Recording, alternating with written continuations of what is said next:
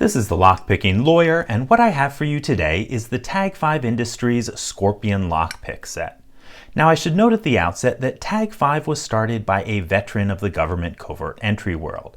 As a consequence, the tools he produces reflect that experience and also seem to be directed to that community. That's a long-winded way of saying that these tools are designed for field use.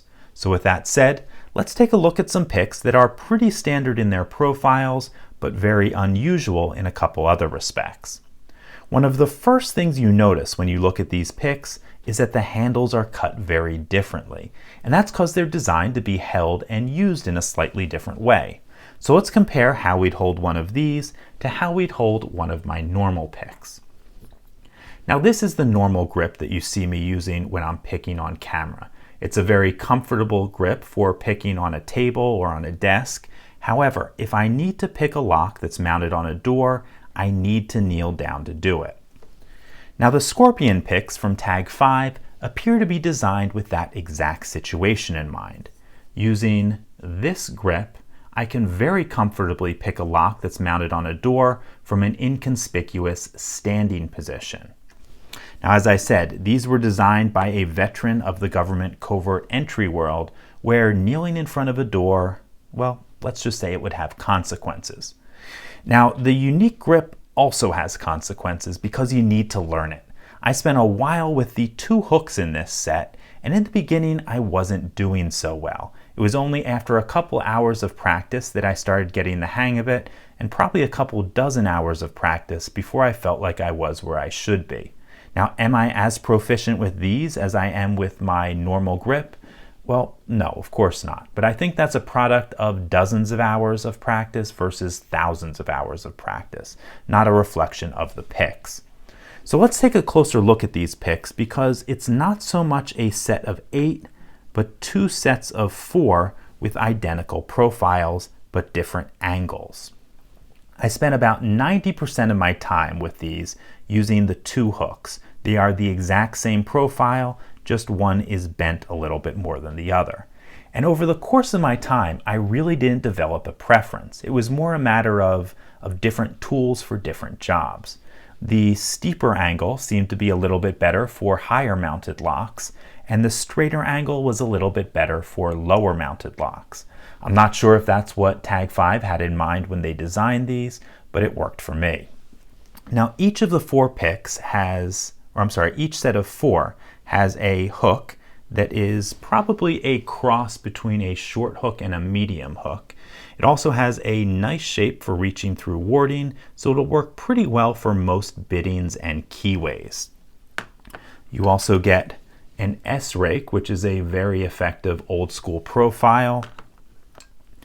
A snowman pick, which absolutely tears through wafer locks like those you'd find on desks or file cabinets. And finally, we have a half diamond. It's not a profile that I use very often, but I know a lot of people really like it. Now, all of these are made from 301 stainless, which is, I'll say, one of the better pick making steels out there. They're also all 20 thousandths of an inch thick, which is a good compromise between strength and maneuverability. With the 8 picks, you get 4 handles that are made of 2 pieces of aluminum screwed together. They appear to be laser cut just like the picks, and you can swap them between any of the 8 picks. But it does take a minute, so it's probably not something you're going to be doing in the field. Now, the fit and finish does leave a little bit to be desired. These picks and the handles don't appear to have gone through any additional finishing steps like tumbling after they were cut, so you will find some sharp edges. As such, if you do get this, plan to spend a minute or so on each pick breaking the edges with a piece of, let's say, 500 grit sandpaper. Frankly, this is something I do anyway on all of my picks, so it's not really a big deal. In fact, I keep a little piece of it in my pick case just for doing this. Also with the set, you get an assortment of 8 tensioners, nothing special, but definitely enough to get the job done.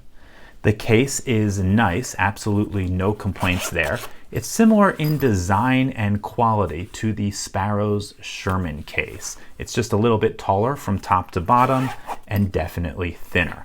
More than enough space in this case for the entire set, and probably a fair bit more. Now the price for the whole set is $67, which is about market for something along these lines.